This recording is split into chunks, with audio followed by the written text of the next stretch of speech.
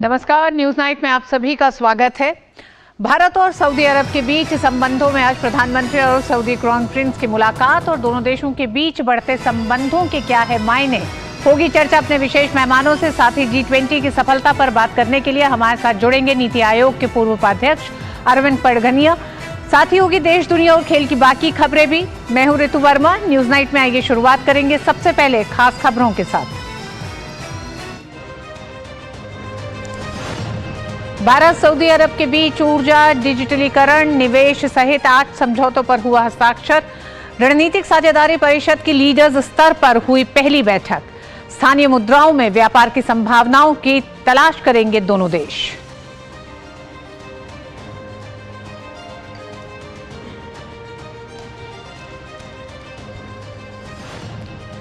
Saudi अरब ने दिया भारत, मध्य Asia, यूरोपीय देश गलियारे में पूर्ण सहयोग का भरोसा।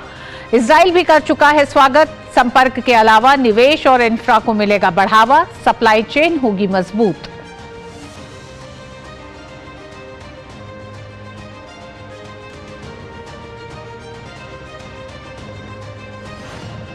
भारत और ब्रिटेन ने मुक्त व्यापार समझौते को जल्द ही अंतिम रूप देने की जताई प्रतिबद्धता। लंदन स्टॉक एक्सचेंज में भारतीय कंपनियों को सीधे सूचीबद्ध किए जाने के प्रयासों को यूके के वित्त मंत्री जेरेमी हंट ने सराहा।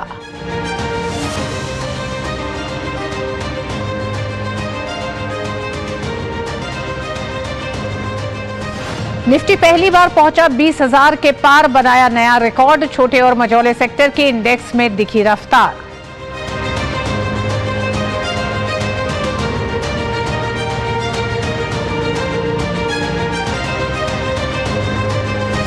लखनऊ सहित उत्तर प्रदेश के 40 जिलों में तेज बारिश से जनजीवन प्रभावित। प्रदेश में 10 से ज्यादा लोगों ने की हुई मौत। मुख्यमंत्री ने दिए निर्देश। अधिकारी मौके पर राहत और बचाव कार्यों की कर रहे हैं निगरानी। फसल नुकसान का जल्द करें आकलन।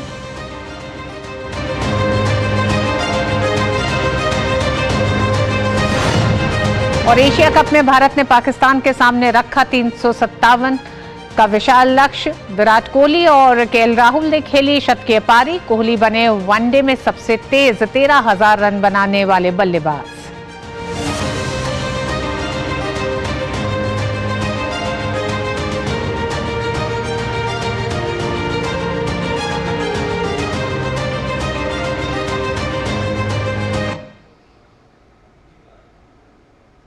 और सऊदी अरब के क्राउन प्रिंस भारत की 3 दिवसीय राजकीय यात्रा पर हैं। उनका राष्ट्रपति भवन में औपचारिक स्वागत हुआ। वहीं हैदराबाद हाउस में आयोजित भारत सऊदी रणनीतिक साझेदारी परिषद की पहली लीडर्स बैठक हुई।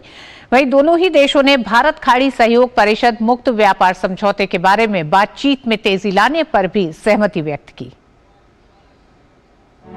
भारत की 3 दिवसीय यात्रा पर आए सऊदी अरब के क्राउन प्रिंस मोहम्मद बिन सलमान बिन अब्दुल अजीज सऊद ने नई दिल्ली स्थित हैदराबाद हाउस में प्रधानमंत्री नरेंद्र मोदी के साथ द्विपक्षीय मुलाकात की। दोनों ही नेताओं ने रणनीतिक साझेदारी को और मजबूत बनाने को लेकर चर्चा की। प्रधानमंत्री मोदी ने दोनों देशों की साझेदारी को क्षेत्रीय स्थिरता और शांति के लिए महत्वपूर्ण बताया। भारत के लिए सऊदी अरब हमारे सबसे महत्वपूर्ण स्ट्रेटेजिक पार्टनर में से एक है। विश्व की 2 बड़ी और तेज गति से बढ़ने वाली अर्थव्यवस्थाओं के रूप में हमारा आपसी सहयोग पूरे क्षेत्र की शांति और स्थिरता के लिए महत्वपूर्ण है। दोनों ही नेताओं की सह अध्यक्षता में उच्च स्तर पर रणनीतिक साझेदारी परिषद की पहली बैठक हुई। इससे पहले दोनों देशों के बीच मंत्री स्तर पर रणनीतिक साझेदारी को लेकर बैठकें हुई हैं। आज की हमारी बैठक से हमारे संबंधों को एक नई ऊर्जा, एक नई दिशा मिलेगी और हमें मिलकर मानवता की भलाई के लिए काम करते रहने की प्रेरणा मिलेगी। कल हमने मिलकर भारत, पश्चिम एशिया और यूरोप के बीच इकोनॉमिक कॉरिडोर स्थापित करने के लिए ऐतिहासिक शुरुआत की है। इसी कॉरिडोर से केवल दोनों देशों ही आपस में नहीं जोड़ेगा, परंतु एशिया, पश्चिम एशिया और यूरोप के बीच आर्थिक सहयोग, ऊर्जा के विकास और डिजिटल कनेक्टिविटी को बल देगा। सऊदी अरब के साथ भारत के मजबूत होते संबंध महत्वाकांक्षी भारत, मध्य एशिया, यूरोप आर्थिक गलियारे के लिए भी अहम हैं। 18वें G20 शिखर सम्मेलन के दौरान ही भारत ने इसकी घोषणा की है। रायसीना हिल स्थित राष्ट्रपति भवन में क्राउन प्रिंस का औपचारिक स्वागत किया गया। क्राउन प्रिंस मोहम्मद बिन सलमान ने 18वें G20 सम्मेलन के सफल आयोजन पर भारत को शुभकामनाएं दी और कहा कि ये वैश्विक हित का सम्मेलन रहा।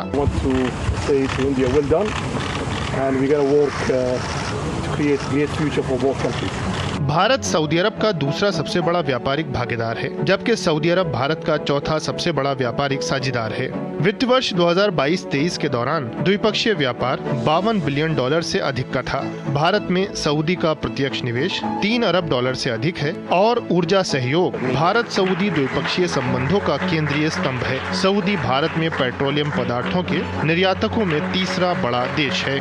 गिरीश निशाना, सुधीर यादव और मेघना देव के साथ ब्यूरो रिपोर्ट, DD न्यूज। और भारत और सऊदी अरब के बीच महाराष्ट्र में वेस्ट कोस्ट रिफाइनरी परियोजना में $100 अरब के निवेश की पहचान करने और उसे दिशा देने में मदद के लिए एक संयुक्त कार्यबल स्थापित करने पर सहमति हुई है। विदेश मंत्रालय ने अपनी प्रेस वार्ता में इस बात की जानकारी दी।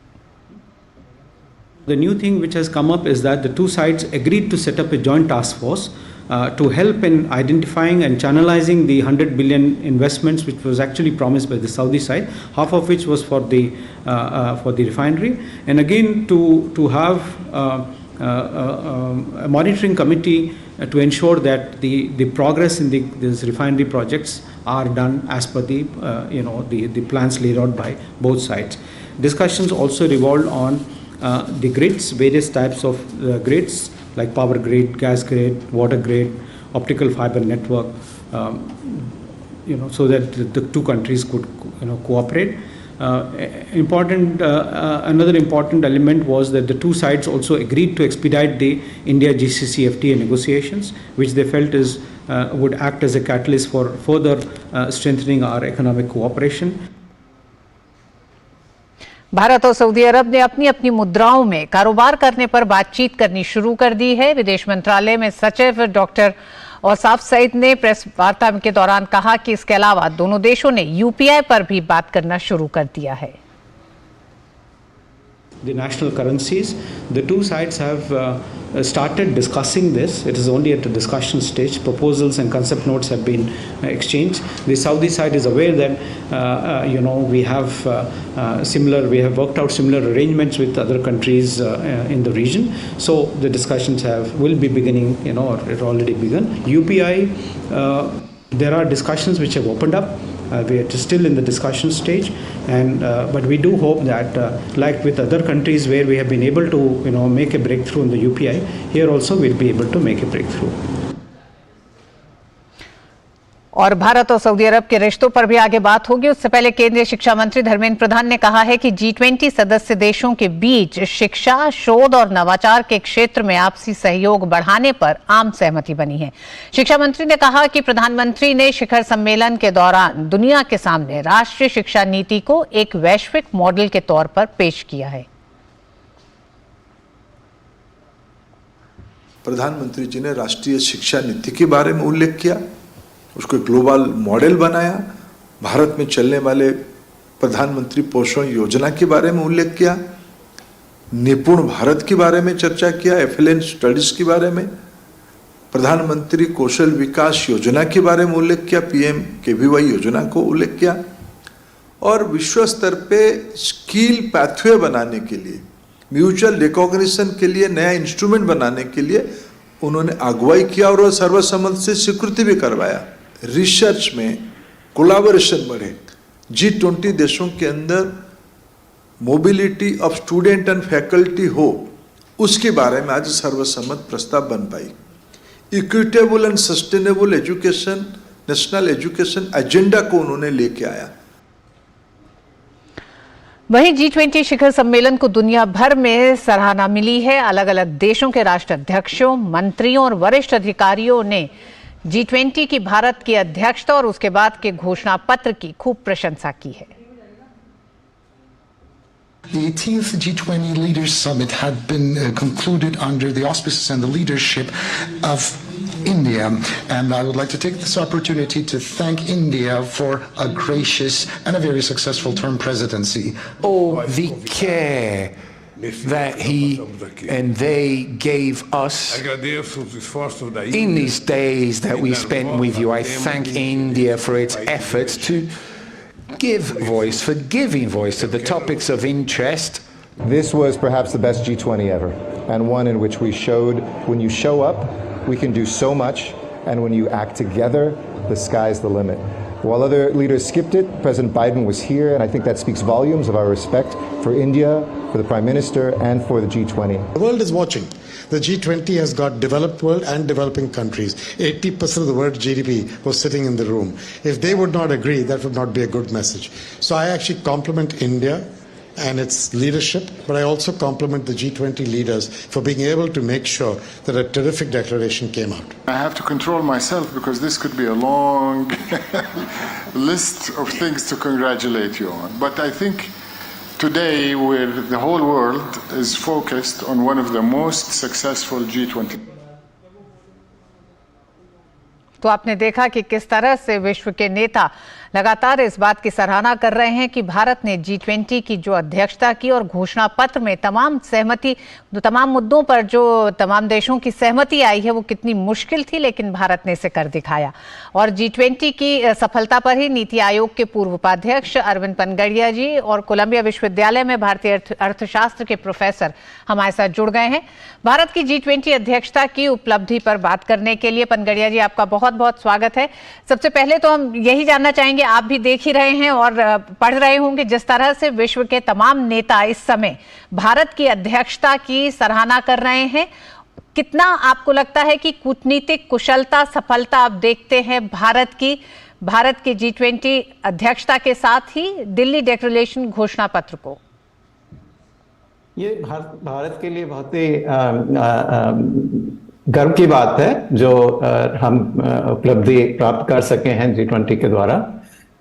इसमें बहुत तगड़ी लीडरशिप भारत ने दिखाई है, क्योंकि मैं भी जो है 3 साल तक G20 शेरपा रहा था 2015, 16 और 17 की प्रेसिडेंसीज में।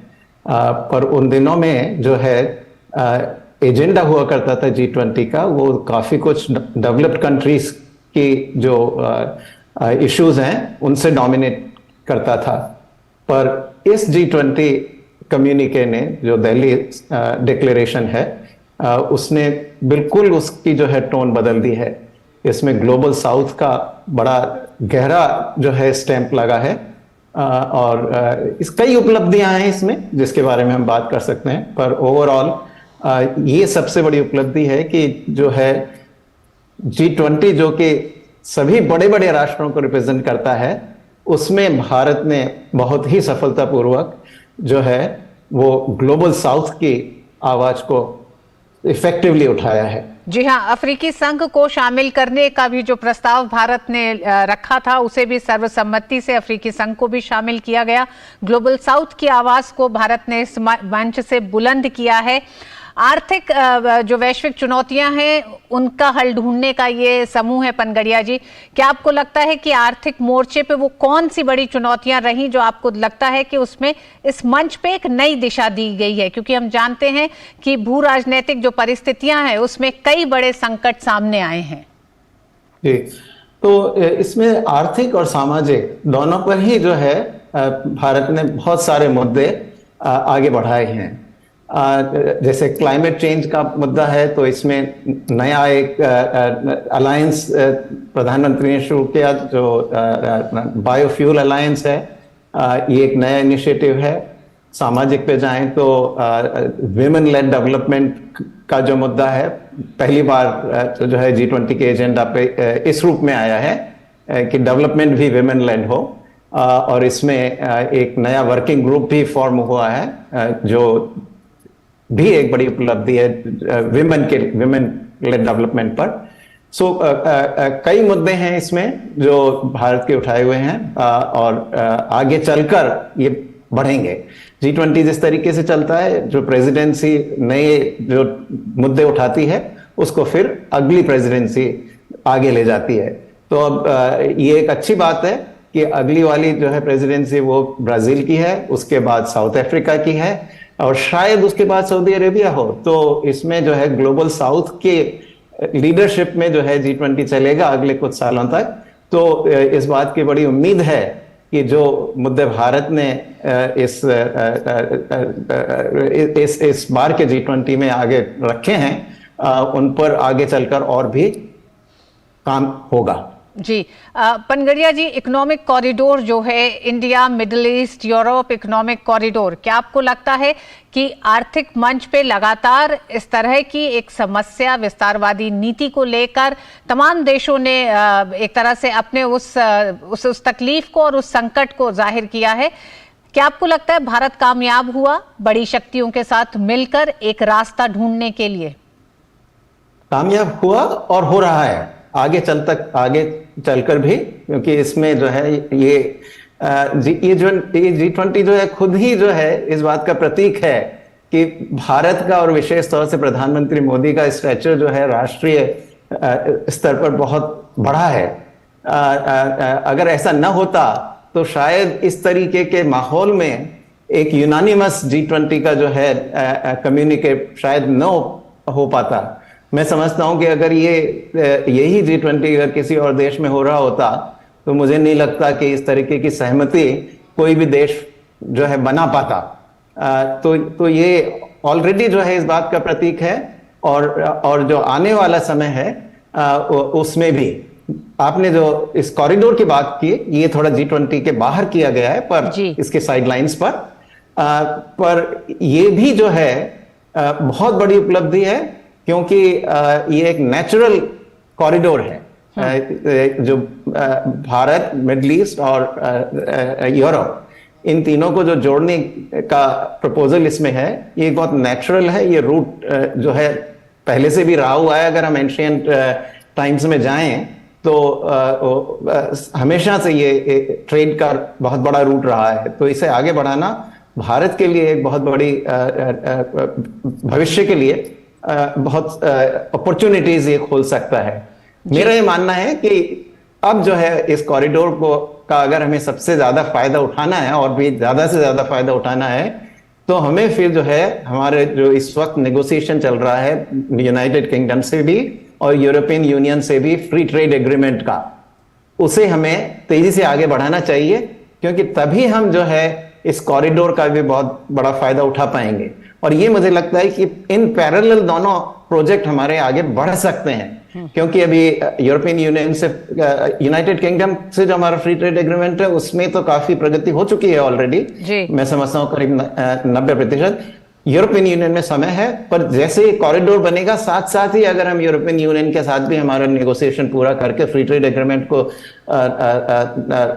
पूरा कंक्लूड कर पाए तो मैं समझता हूं कि इसका बहुत बड़ा फायदा जो है भारतीय अर्थव्यवस्था को होगा। जी पनगड़िया जी, आप खुद शेरपा रहे हैं G20 शिखर सम्मेलनों के। हम ये जानना चाहेंगे कि आपको G20 भारत की अध्यक्षता में किस तरह से आम जनता से जुड़ता हुआ दिखता है, क्योंकि तमाम जो फैसले लिए गए हैं वो आम जनता के लिए किस तरह से आने वाले समय में उनको भी छुएंगे और उनके लिए भी फायदेमंद हैं? जी, न सिर्फ ये जिस तरीके से आपने मेरे शेरपा होने की बात कही, तो उस दृष्टि से अगर देखूं मैं तो मैं जो है कम से कम 3 देशों में हर देश में 3 या 4 बार गया, क्योंकि हमारी शेरपास की मीटिंग्स हुआ करती थी। पर जिस तरीके से भारत ने कंडक्ट किया है G20 को, वो किसी देश ने इस तरीके से नहीं किया। पूरे राष्ट्र को जो है, और हमारा राष्ट्र इतना बड़ा है, इतना डाइवर्स है, इतनी पॉपुलेशन है, पर इस सभी को जो है प्रधानमंत्री ने G20 से जोड़ा है। सभी जो है देश के लोग, नागरिक हैं, वो इस G20 का हिस्सा अपने आप को समझ रहे हैं। सभी इस बात का गर्व महसूस कर रहे हैं कि जो भारत ने कर दिखाया है वो एक बहुत ही बड़ी बात है। तो इस दृष्टि से मैं समझता हूं कि ये जो G20 बहुत ही यूनिक हुआ है, और इसके जो मुद्दे हैं वो तो खैर हमें प्रभावित करेंगे। ये हमारे सारे जो आम मानस, आम जनता के जो आर्थिक मुद्दे खास तौर से हैं इस कम्युनिके में, वो तो आगे चलकर प्रभावित करेंगे ही। जी, बहुत बहुत धन्यवाद पनगड़िया जी, हमारे साथ जुड़ने के लिए कोलंबिया से। बहुत बहुत धन्यवाद, और G20 पर विस्तार से बात करने के लिए। जी। और आइए बढ़ते हैं कुछ और खबरों की तरफ। बताते हैं कि न्यूज नाइट में आगे आपके लिए क्या है। दिल्ली मामले पर सुप्रीम कोर्ट ने क्यों लगाई है फटकार, बताएंगे आपको एक ब्रेक के बाद।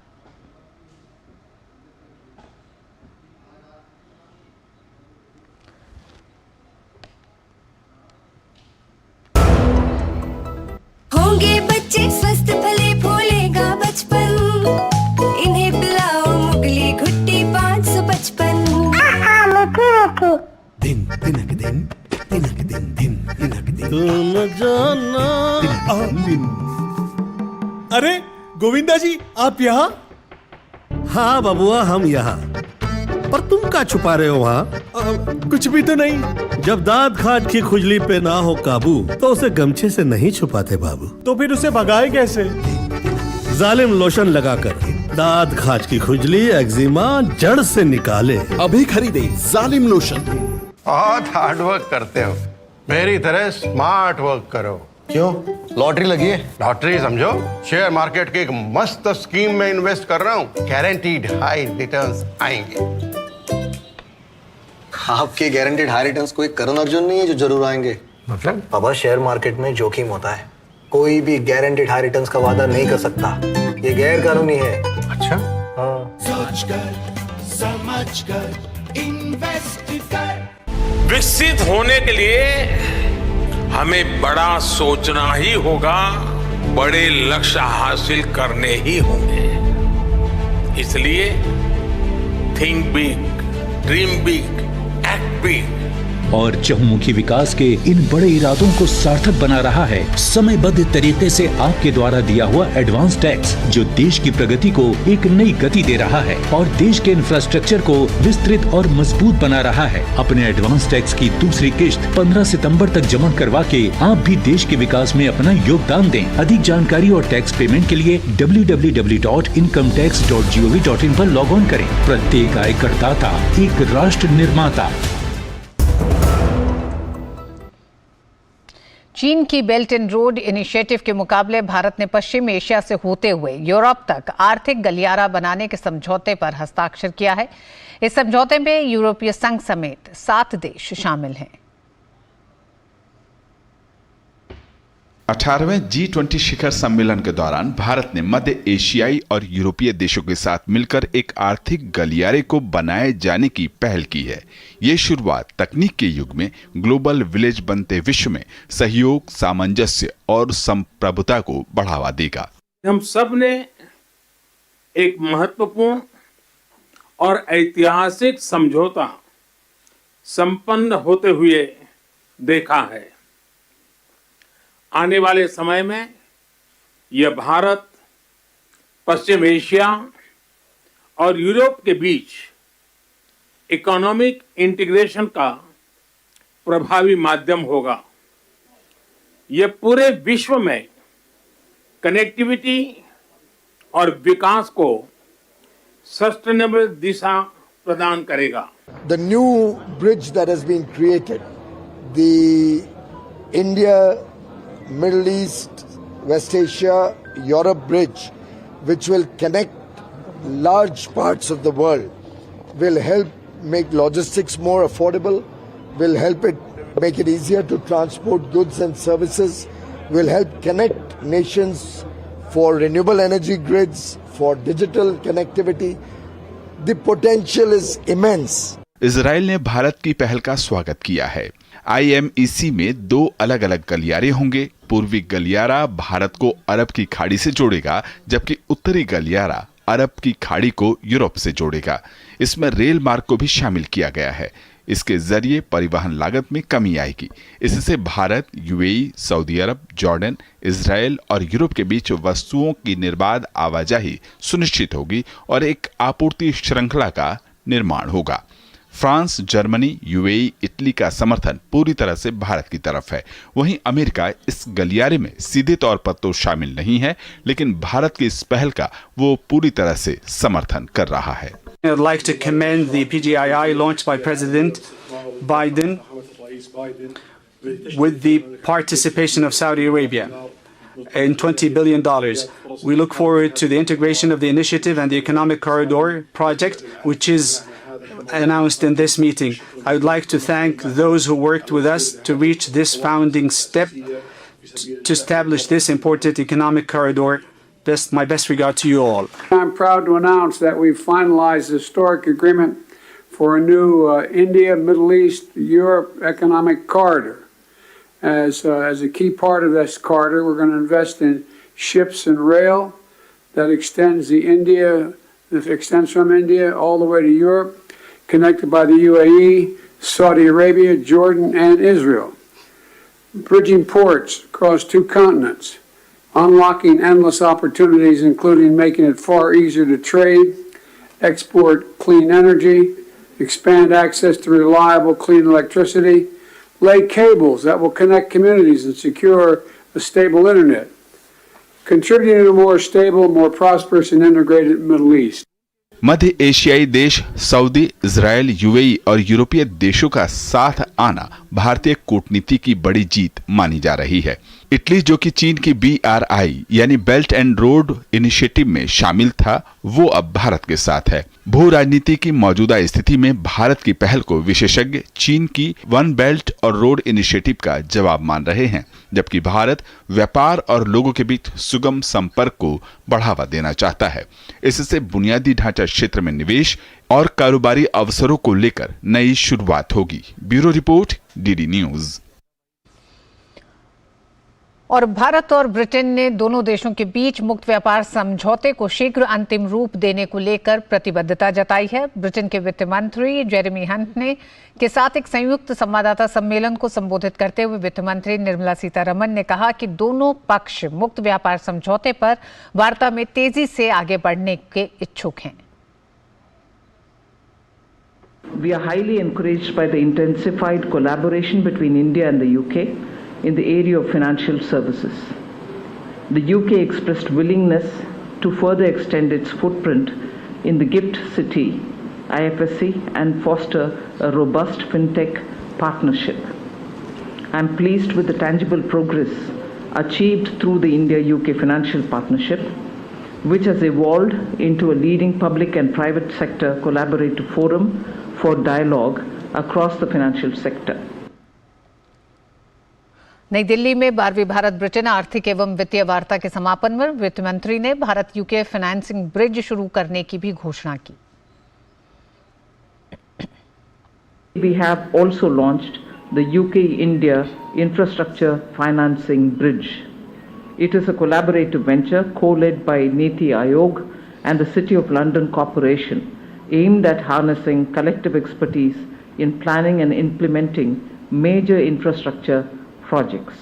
We remain committed to collaborate, deliberate, and innovate to navigate the challenges and seize the opportunities that lie ahead for both nations.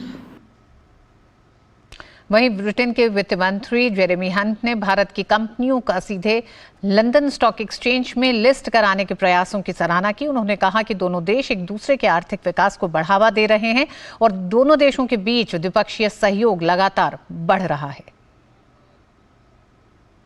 India is one of the most exciting places anywhere in the world that investors could wish to consider. It's going to be the fastest growing G20 country this year and next. It has a very clear roadmap to becoming a developed nation by 2047. And London is the world's most international financial centre, the second largest financial centre in the world, but the majority of our asset managers don't invest in India. So there's a huge opportunity. अन्य खबरों में दिल्ली में प्रशासनिक अधिकारियों पर नियंत्रण को लेकर केंद्र सरकार के अध्यादेश को चुनौती देने वाली जनहित याचिका पर सुप्रीम कोर्ट ने सुनवाई से इंकार किया। मुख्य न्यायाधीश ने नाराजगी जाहिर करते हुए कहा कि दिल्ली सरकार पहले ही इस मसले पर याचिका दाखिल कर चुकी है, फिर आपकी ओर से जनहित याचिका दाखिल करने का क्या औचित्य है। कोर्ट ने कहा कि वह याचिकाकर्ता पर जुर्माना लगाने पर विचार कर सकती है, जिसके बाद जनहित याचिका वापस ले ली गई। सुप्रीम कोर्ट ने एडिटर्स गिल्ड ऑफ इंडिया के 4 सदस्यों के खिलाफ मणिपुर हिंसा पर रिपोर्ट के लिए दर्ज 2 मामलों में गिरफ्तारी से सुरक्षा बढ़ा दी है। सुप्रीम कोर्ट ने गिल्ड के 4 सदस्यों की गिरफ्तारी पर लगी रोक को 15 सितंबर तक बढ़ाया है। कोर्ट ने साफ किया कि वो प्राथमिकी रद्द नहीं करेगी, सिर्फ ये तय करेगा कि इस मामले की सुनवाई दिल्ली हाई कोर्ट को सौंपी जाए या मणिपुर हाई कोर्ट को। याचिकाकर्ता मणिपुर हाई कोर्ट के बजाय दिल्ली हाई कोर्ट में सुनवाई चाहते हैं। सॉलिसिटर जनरल तुषार मेहता ने कहा कि वो इस मामले को राष्ट्रीय राजनीतिक मुद्दा बनाना चाहते हैं, इसलिए दिल्ली हाई कोर्ट में सुनवाई चाहते हैं, वरना मणिपुर हाई कोर्ट अब सुनवाई कर रहा है, वो वहां का रुख करने में क्या समस्या है। इस मामले में आगे सुनवाई शुक्रवार को होगी। और वक्त एक छोटे से ब्रेक का है। ब्रेक के बाद आगे हम देखेंगे भारत सऊदी संबंधों पर विशेष चर्चा।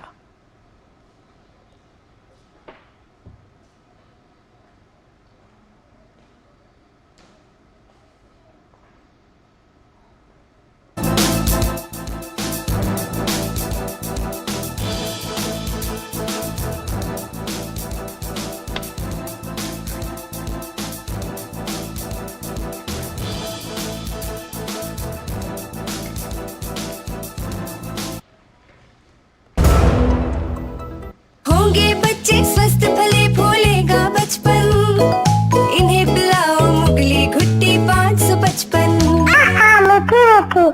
शेयर मार्केट में इन्वेस्ट करें, गारंटीड रिटर्न से लाखों कमाएं। ये लिमिटेड ऑफर सिर्फ आपके लिए। नागिन की आंख में कैमरा फिट होता है। तुम भी क्या बकवास में यकीन करती हो? आप भी तो वही कर रहे हो पापा। शेयर मार्केट में कोई गारंटेड रिटर्न्स का वादा नहीं कर सकता। ऐसा कोई मैसेज, मेल या ऐड दिखे तो समझिए गलत है। ऐसे स्कीम निवेशक के साथ धोखा है और कानूनन अपराध भी। कितनी बार तो समझाया आपको।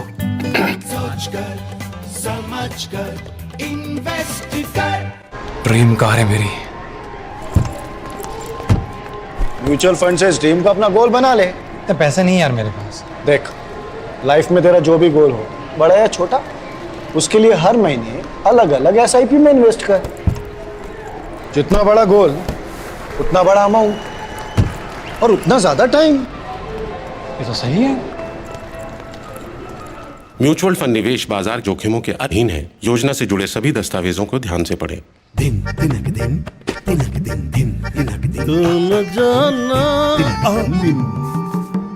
अरे गोविंदा जी, आप यहाँ? हाँ बबुआ, हम यहाँ। पर तुम क्या छुपा रहे हो वहाँ? कुछ भी तो नहीं। जब दांत खाज की खुजली पे ना हो काबू तो उसे गमछे से नहीं छुपाते बाबू। तो फिर उसे भगाए कैसे? जालिम लोशन लगाकर दांत खाज की खुजली एक्जिमा जड़ से निकाले। अभी खरीदे जालिम लोशन। और ब्रेक के बाद आइए बात करते हैं हम भारत और सऊदी अरब के संबंधों की। हमने जिस तरह से आपको बताया कि भारत और सऊदी अरब के पिछले कुछ सालों में संबंध लगातार बेहतर और प्रगाढ़ हो रहे हैं। आज हमारा विशेष इसी पर है। भारत सऊदी अरब द्विपक्षीय संबंधों के नए आयाम, इस पर चर्चा करने के लिए हमारे साथ दो मेहमान जुड़ गए हैं। हमारे साथ ambassador Mohan Kumar, former senior diplomat, और doctor Meena Singh Roy, former head Eurasia and West Asia centre ITSA। आप दोनों का ही बहुत बहुत स्वागत है। सबसे पहले डॉक्टर मीना, आपके पास आना चाहेंगे और ये जानना भी चाहेंगे कि पिछले कुछ समय में भारत और सऊदी अरब के संबंध बेहतर हुए हैं, और ये हमने जिस तरह से देखा कि G20 के सम्मेलन से इतर एक इकोनॉमिक कॉरिडोर पर आम सहमति के साथ इसकी पहल को एक तरह से वहां से लॉन्च किया गया, और अब आगे इस कॉरिडोर पर जब सारे देश आगे बढ़ेंगे तो उसमें सऊदी अरब एक अहम भूमिका निभाने जा रहा है। ऐसे में आज जब बैठक हुई दोनों ही एक तरह से नेताओं के बीच में, उसके बाद 8 महत्वपूर्ण समझौते हुए हैं, किस तरह से आप देख रही हैं उन नए आयामों को जो दोनों देशों के बीच खुल रहे हैं? देखिए, अगर हम देखें हमारे गल्फ कंट्रीज में जो हमारे संबंध जिस तरह से ऊंचाई छू रहे हैं आज, और वहां पे मैं ये कहूंगी कि 2 सबसे बड़े पिलर्स UAE और सऊदी अरेबिया, इनके साथ अगर आप देखें 2014-15 के बाद एक नया रिश्ता हमारा डेवलप हुआ है जिसको हम स्ट्रेटेजिक पार्टनरशिप कहते हैं। और अभी G20 जो समिट हुई है उसके साइडलाइंस पे जो आपने कहा कि ये नया कॉरिडोर जो सबने MOU साइन किया है, तो मेरे हिसाब से ये न सिर्फ एक बायलैटरल हमारा जो संबंध है वो इसमें रिफ्लेक्ट होता है, बल्कि हमने जो शुरुआत करी है मिनीलैटरल की, अब्राहम अकॉर्ड की, और जिसमें हमने ये सारी चीजों को शेप देने का कहा है, तो मैं ये कहूंगी कि ये सबसे बड़ी डेवलपमेंटल डिप्लोमेसी की एक तरह से बहुत बड़ी सक्सेस बोलूंगी मैं उसको। तो उस जरिए से अगर हम देखें तो कनेक्टिविटी, मतलब रियल सेंस में जिनको कहते हैं डेवलपमेंट की बात करी है हम लोगों ने, जिसमें इंडिया, मिडल ईस्ट या हम जिसको वेस्ट एशिया कहते हैं, और यूरोप जिसकी आपने अभी चर्चा करी है, ये एक नया मतलब रास्ता हमें दिखा रहा है ट्रेड डेवलप करने का। रिन्यूएबल एनर्जी जो पाइपलाइन की बात हो रही है, हाइड्रोजन इलेक्ट्रिसिटी की बात जो हो रही है, तो मेरा मानना ये है कि इंडिया और सऊदी अरेबिया का अगर आप बायलैटरल ट्रेड भी देखें, और अगर हम ये देखें कि किस तरह से डिप्लोमेटिक रिलेशंस जो बहुत मतलब पर्सनालिटी ड्रिवन भी हैं। आप देखें प्रधानमंत्री मोदी कितनी बार सऊदी अरेबिया जा चुके हैं। अगर हम अपना स्ट्रेटेजिक कोऑपरेशन देखें, डिफेंस कोऑपरेशन देखें, और ट्रेड और एनर्जी के दायरे से देखें, तो हर जरिए से हमारा जो संबंध है वो एक नई ऊंचाई पे पहुंचा है। जी हाँ, बिल्कुल। स्ट्रेटेजिक संबंध जो रहे हैं भारत के वो लगातार बढ़ रहे हैं, उसमें कुछ नए क्षेत्र भी चुने गए हैं। हमारे साथ एम्बेसडर मोहन बने हुए हैं। एम्बेसडर मोहन, आप किस तरह से देखते हैं भारत और सऊदी अरब के इन संबंधों को, जब हम ये देख रहे हैं कि भू राजनीतिक चुनौतियां भी बढ़ रही हैं और पिछले कुछ समय में एक तरह से उस सोच को सऊदी अरब और भारत के संबंधों ने बदला, जिन पिछले कुछ संबंधों का जो फायदा कुछ और देश उठाया करते थे, तो ये बदलती हुई सोच में आपको कैसे देखते हैं आने वाले समय में दोनों देशों के संबंध वैश्विक चुनौतियों के समाधान के तौर पर? शुक्रिया। मैं समझता हूं कि 40 साल में डिप्लोमेसी में था, अगर आप 20 साल पहले मुझसे ये कहते कि सऊदी अरेबिया और इंडिया के बीच में ताल्लुकात ऐसे होंगे, तो मैं आपको कहता ये तो पागलपन की बात है, कैसे हो सकता है। उनका तो मतलब उनकी नजदीकियां बिल्कुल पाकिस्तान के साथ है। वो अगर इंडिया भी आते तो पाकिस्तान बिना गए वो वापस घर नहीं जा सकते थे। ऐसा संबंध था सऊदी अरेबिया और पाकिस्तान के बीच में। तो एक तरह से देखा जाए तो सऊदी इंडिया का जो रिलेशनशिप है वो हॉस्टेज बन गया था, सऊदी पाकिस्तान का जो रिलेशनशिप है। आज मैं समझता हूं कि 2-3 देशों के साथ ये सरकार ने जो किया है उसको हम अंग्रेजी में बिल्कुल ट्रांसफॉर्मेटिव रिलेशनशिप कहते हैं। एक तो यूनाइटेड स्टेट्स का है, लेकिन यूनाइटेड स्टेट्स का तो इस सरकार के पहले भी शुरू हो गया था, इजराइल का हुआ है, लेकिन सबसे ट्रांसफॉर्मेटिव रिलेशनशिप मैं समझता हूं वो सऊदी अरेबिया का है। क्योंकि ये बात है कि सऊदी अरेबिया फूड सिक्योरिटी चाहती है, इंडिया एनर्जी सिक्योरिटी चाहती है। इसमें मैं समझता हूं कि एक अच्छा सा बार्गेन हो सकता है, और मैं समझता हूं कि जीसीसी और यूरोप हमारे सबसे बड़े ट्रेड पार्टनर्स हैं। अमेरिका को अगर छोड़ेंगे तो जीसीसी, गल्फ कोऑपरेशन काउंसिल, जिसमें सबसे बड़ा देश जो है 2 ही है, सऊदी अरेबिया और यूएई, इन दोनों के साथ हमारे ताल्लुकात अच्छे हैं। और यूरोप से भी $100 बिलियन का हमारे पास ट्रेड है। तो इसको अगर आप ये इनिशिएटिव देखेंगे, एक रेलवे लाइन बनेगी, एक ईस्टर्न कॉरिडोर बनेगी इंडिया से गल्फ तक, और एक नॉर्दर्न कॉरिडोर बनेगा गल्फ से यूरोप तक। ये सिर्फ रेल लेन नहीं होगी, रेल लाइन नहीं होगी, इसके बगल में हम लगाएंगे डिजिटल कनेक्टिविटी का जो केबल है वो लगाएंगे, फाइनेंशियल कनेक्टिविटी होगी, और एक पाइप होगी और पाइपलाइन होगा जिसमें हाइड्रोजन भी जा सकता है यहां से। अभी तक तो खैर पॉलिटिकल कमिटमेंट है, लेकिन आप जो देश इसमें इन्वॉल्व हैं वो उसकी तरफ आप ध्यान दें तो कैपिटल है सऊदी अरेबिया, यूएई के पास, इजराइल, यूनाइटेड से इसके बाद टेक्नोलॉजी है, इंडिया के साथ एक्सपर्टीज है, और यूरोप के साथ लेटेस्ट क्लाइमेट चेंज की टेक्नोलॉजी है। तो मैं समझता हूं ये जो पार्टनरशिप हमने बनाया है उसमें अलग अलग देशों के अलग अलग स्ट्रेंथ्स हैं और उसको हम साथ लाके एक बहुत ही बढ़िया इनिशिएटिव बन सकता है, जिसको अंग्रेजी में हम लोग कहेंगे गेम चेंजर। बिल्कुल नक्शा बदल जाएगा इंडिया और गल्फ और यूरोप के बीच में। और जैसे आपने कहा शुरुआत में, ये बिल्कुल एक ऑल्टरनेटिव विजन है। चाइना का बेल्ट रोड इनिशिएटिव है, वो एक तरह का विजन है जिसमें चाइना पैसा देगा, कोई रूल वूल नहीं रहेगा, क्लाइमेट चेंज के बारे में आपको सोचने की जरूरत नहीं है, टेक ट्रैप के बारे में सोचने की जरूरत नहीं है। इसमें हमने क्वाड्रिलैटरल सिक्योरिटी डायलॉग में जो हाई प्रिंसिपल्स इंफ्रास्ट्रक्चर के लिए डिसाइड किया था, वो सब प्रिंसिपल्स इसमें हम लोग मतलब नियम का पालन करेंगे। जो हाई प्रिंसिपल्स हमने डिसाइड किया, इसका मतलब है एक तो आप फाइनेंशियल वायबिलिटी देखेंगे, इसमें टेट नहीं होगा, टेट डिप्लोमेसी नहीं होगा। दूसरा, क्लाइमेट चेंज के रिस्पेक्ट करेंगे हम, नियम जो है क्लाइमेट चेंज का वो रिस्पेक्ट होगा। और अंत में हम ये भी देखेंगे कि लोगों को जो पास में है, क्योंकि रेलवे लाइन जाएगा, कनेक्टिविटी आएगी, तो कई शहरें जुड़ेंगे, तो उस शहर में जो लोग हैं उनकी भी प्रॉस्पेरिटी हम देखेंगे, जो हम ह्यूमन सेंट्रिक या पीपल सेंट्रिक कहते हैं अंग्रेजी में।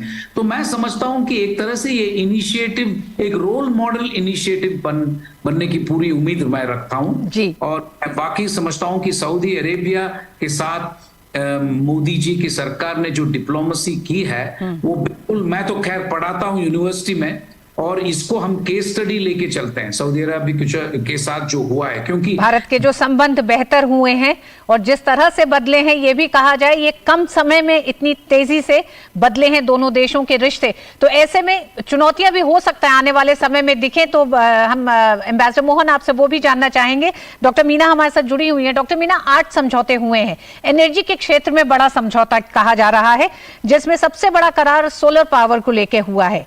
यानी कि आने वाले समय में शायद ऐसा भी हो कि सूरज ढलने के बाद भी सोलर पावर मिलता रहे, इस तरह की भी एक व्यवस्था की सऊदी अरब से जो समझौता हुआ है। जानना चाहेंगे कि एनर्जी के क्षेत्र में दोनों देशों के सहयोग को आप कैसे देखती हैं? देखिए, अगर हम देखें कि पर्यावरण को बचाने के साथ साथ हम ये चाहते हैं कि लोगों को पूरी जो जरूरतें हैं उनकी एनर्जी सिक्योरिटी की, अभी एम्बेसडर मोहन ने बात करी, मेरे ख्याल से वो एक बहुत इंपॉर्टेंट मुद्दा है। और सस्टेनेबल कहना चाहिए ग्रोथ के लिए आपको एनर्जी की रिक्वायरमेंट है। तो अगर हम उस पक्ष को देखते हैं, एनर्जी कोऑपरेशन के जरिए देखते हैं, तो इंडिया और सऊदी अरेबिया के रिलेशंस मतलब अनमैच्ड, मतलब किसी और के साथ उसकी हम तुलना कर ही नहीं सकते। और अगर हम आज देखें, जो अभी आपने एग्रीमेंट की बात करी है, उसमें सोलर अलायंस के वो पार्टनर ही हैं। तो मेरे हिसाब से ये एक बहुत बड़ी कहना चाहिए हम लोगों के लिए, दोनों सऊदी अरेबिया और इंडिया के लिए, और दोनों लीडरशिप जो है जिस तरह से उन्होंने इन चीजों को और जो चुनौतियां हैं उनको मद्देनजर रखते हुए ये कोऑपरेशन, मुझे इतना सा भी उसमें कोई शक या शुबा नहीं है कि ये इम्प्लीमेंट होगा। ये जितने भी एक्शनेबल बात हम कर रहे हैं, यही एक मेन मुद्दा रहा है प्रधानमंत्री मोदी जी का, कि एक्शनेबल MOUs तो बहुत साइन होते हैं, लेकिन अगर आपने उनको एक्शन में नहीं लाए तो उसका कोई फायदा नहीं है। पर अगर हम इंडिया सऊदी अरेबिया का हम देखें, जिस समय हमें एनर्जी की रिक्वायरमेंट थी, तो वो हमारे साथ खड़े हुए हैं हमेशा। और ये जो हमारे क्लाइमेट चेंज के जो गोल की हम बात कर रहे हैं, वो भी फुलफिल करने में हमें इसमें मदद मिलेगी। तो सोलर अलायंस, जिसको प्राइम मिनिस्टर मोदी जी ने इनिशिएट किया था और सब लोगों ने उसका साथ दिया है, तो मेरे ख्याल से ये उसका एक्शनेबल एक जो कहना चाहिए एक्ट है। तो उस जरिए से फ्यूचर में मेरे हिसाब से मतलब वो हाइट्स इस तरह की हैं जो हम उम्मीद भी नहीं कर सकते थे, पर वो आगे आएंगी हमारे सामने। जी एम्बेसडर मोहन, भारत जिस तरह से तमाम और क्षेत्र ढूंढ रहा है या उस पर लगातार काम कर रहा है सऊदी अरब के साथ, उसी में आज जो एक सहमति दोनों देशों के बीच में मिली है, UPI पर भी बात करना शुरू कर दिया है, FTA को लेकर भी बात करना शुरू कर दिया। तो क्या आपको लगता है कि ये वो क्षेत्र हैं जिनमें नए आयाम खोजे जा रहे हैं, नई संभावनाओं को तलाशा जा रहा है? नहीं, बिल्कुल, क्योंकि सऊदी अरेबिया में जो अब राजा बने हैं वो बड़े यंग हैं एक तो, और एक ही बहुत ही विजनरी हैं। वो उनको मालूम है कि सिर्फ तेल के बल पर सऊदी अरेबिया नहीं रह सकता एक पावर। उनको मालूम है कि तेल कभी ना कभी तो बंद हो जाएगा और पर्यावरण के लिए भी अच्छा नहीं है। तो आप ये सोचिए, सऊदी अरेबिया आज सबसे रिन्यूएबल एनर्जी में मैक्सिमम इन्वेस्टमेंट जो चीन के साथ करता है वो सऊदी अरेबिया है। उनके पास पैसा है और वो संतुष्ट रह सकते हैं कि भाई हमारे पास तो तेल है, ठीक है, हम चलते रहेंगे ऐसे ही। ये नहीं सोचते हैं वो सोचते हैं कि भाई कल तेल हो नहीं सकता है, इसलिए रिन्यूएबल एनर्जी में हम मतलब इन्वेस्ट करेंगे। जैसे मेरे को पैनलिस्ट ने बहुत ही ठीक से कहा कि भाई हम इंटरनेशनल सोलर अलायंस में भी शामिल होंगे सऊदी अरेबिया, तो उसमें भी वो लोग सोच रहे हैं कल के cutting edge technology, critical minerals जो है, इलेक्ट्रिक व्हीकल्स जो है, इलेक्ट्रिक बैटरीज जो है, इन सब चीजों में सऊदी अरेबिया का इंटरेस्ट है। मैं तो ताजुब हो गया एक बार कि भाई इतना तेल है, आपको क्या दिक्कत है? वो कहते हैं नहीं, हम अगले 25-50 साल तक सोचना चाहते हैं, क्योंकि तेल मतलब बंद तो होगा और एनवायरनमेंट के खिलाफ भी है फॉसिल फ्यूल। तो ये सब सोचने वाली बात है। उनके पास विजन है, उनके पास पैसा है, हमारे पास एक्सपर्टीज है, पॉलिटिकल विल है। मैं समझता हूं ये मतलब दोनों देशों के बीच में एक अच्छा सा मतलब शादी हो सकता है, जो मैरिज हो सकता है, जो भी आप कहें हिंदी में। जी, एम्बेसडर मोहन, जिस तरह से आपने कहा कि क्राउन प्रिंस यंग हैं और वो बहुत कुछ चाहते हैं कि सऊदी अरब को भी बदलें, और शायद यही वजह है कि उन्होंने कहा कि मुझे यकीन है कि मिडिल ईस्ट अगले 5 सालों में नया यूरोप होगा। तो वो जो विजन उनका है, उनको लगता है कि इस विजन के साथ भारत के साथ मिलकर तमाम क्षेत्रों में काम करना वक्त की जरूरत भी है। रितु जी, एक ही चीज मैं कहना चाहूंगा, बिल्कुल आप जो कह रहे हैं उससे मैं सहमत हूं।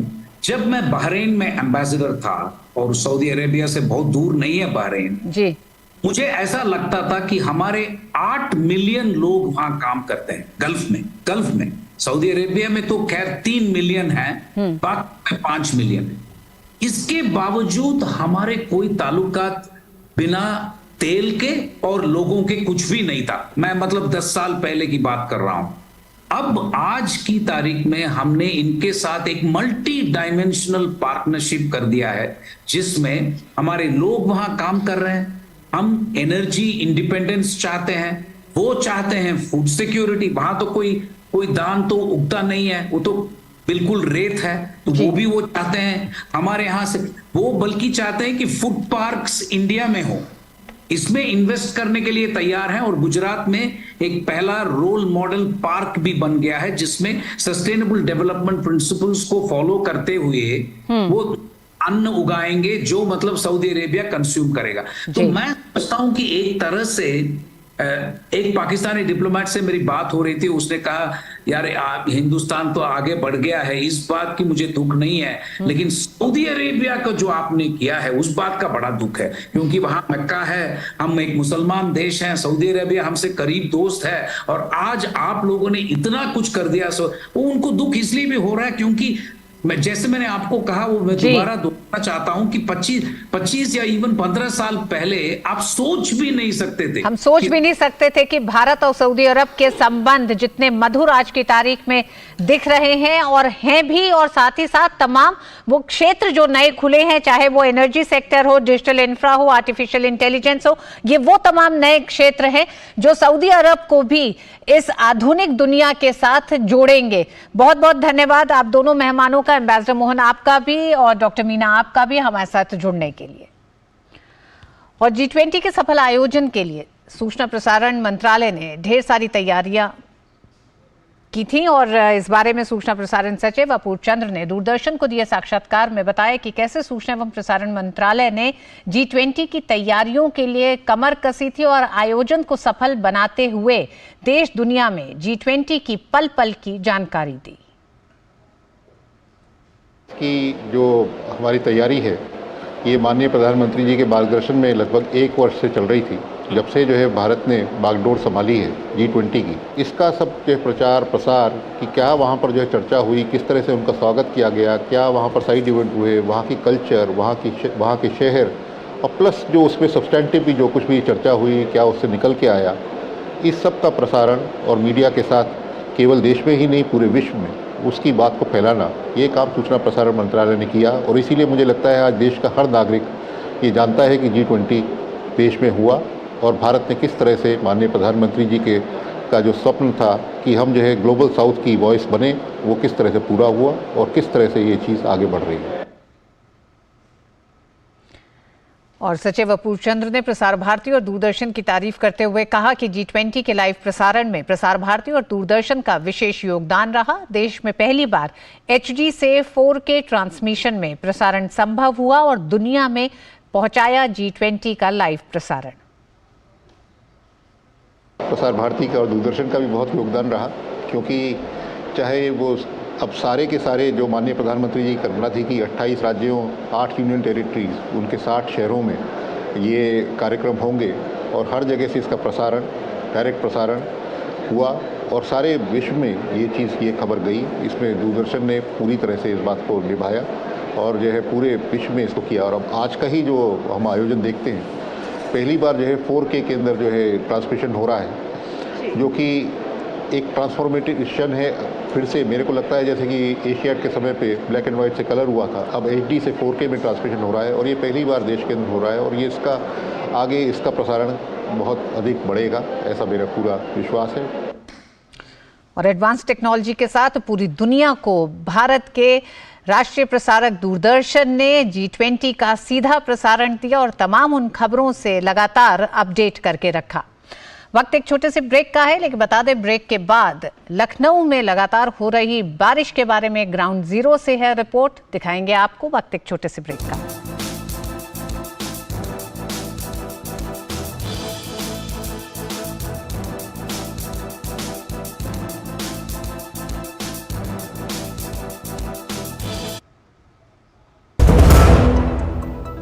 होंगे बच्चे स्वस्थ भले फूलेगा बचपन, इन्हें पिलाओ मुगली घुट्टी 555।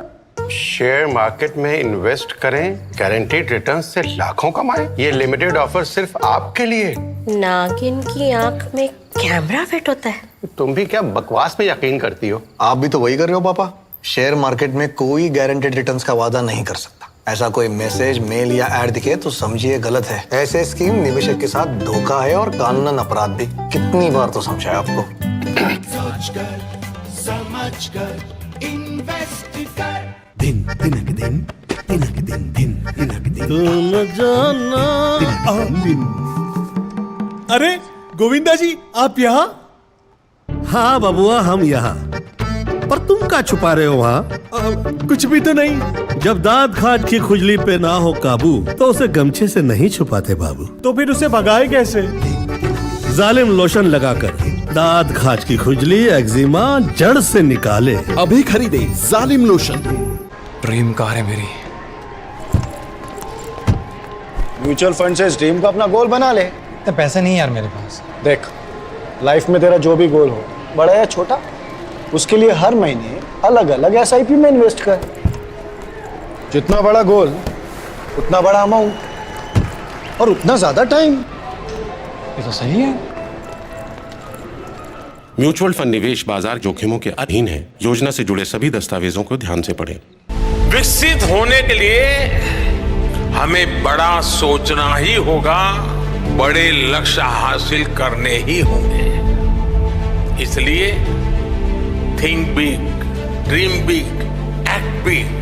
और चहुमुखी विकास के इन बड़े इरादों को सार्थक बना रहा है समयबद्ध तरीके से आपके द्वारा दिया हुआ एडवांस टैक्स, जो देश की प्रगति को एक नई गति दे रहा है और देश के इंफ्रास्ट्रक्चर को विस्तृत और मजबूत बना रहा है। अपने एडवांस टैक्स की दूसरी किश्त 15 सितंबर तक जमा करवा के आप भी देश के विकास में अपना योगदान दें। अधिक जानकारी और टैक्स पेमेंट के लिए www.incometax.gov.in पर लॉग ऑन करें। प्रत्येक आयकरदाता एक राष्ट्र निर्माता।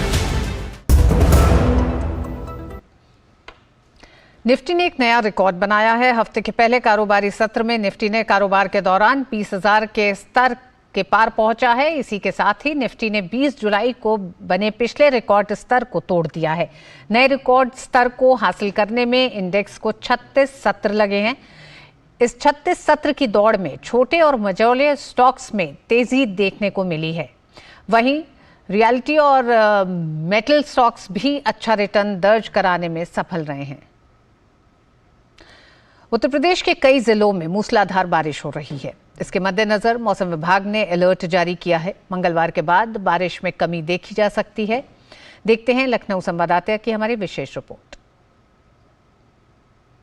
राजधानी लखनऊ समेत प्रदेश के कई जनपदों में भारी बारिश हुई है।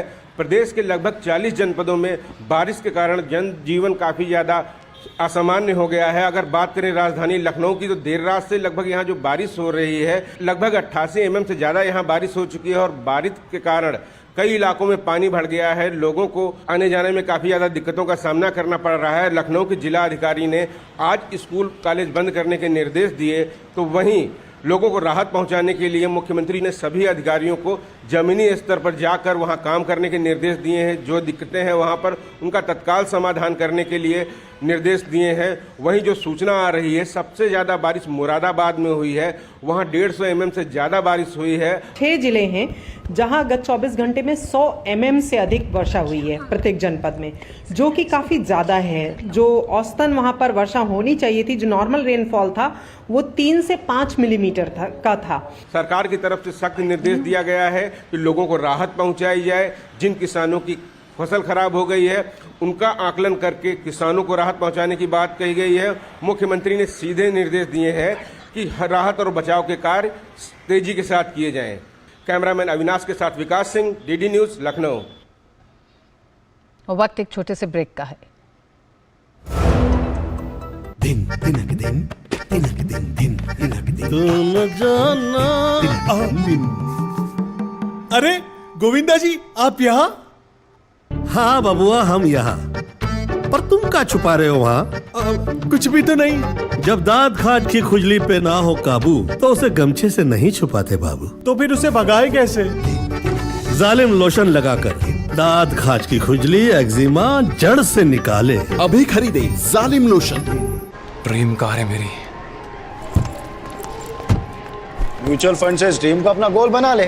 तो पैसे नहीं यार मेरे पास। देख, लाइफ में तेरा जो भी गोल हो, बड़ा या छोटा, उसके लिए हर महीने अलग अलग SIP में इन्वेस्ट कर। जितना बड़ा गोल उतना बड़ा अमाउंट और उतना ज्यादा टाइम। ये तो सही है। म्यूचुअल फंड निवेश बाजार जोखिमों के अधीन है। योजना से जुड़े सभी दस्तावेजों को ध्यान से पढ़ें।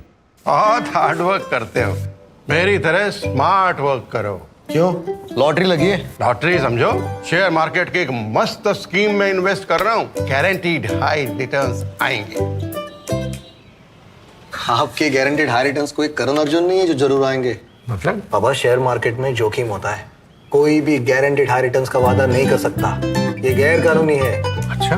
हाँ। सोच कर समझ कर इन्वेस्ट कर।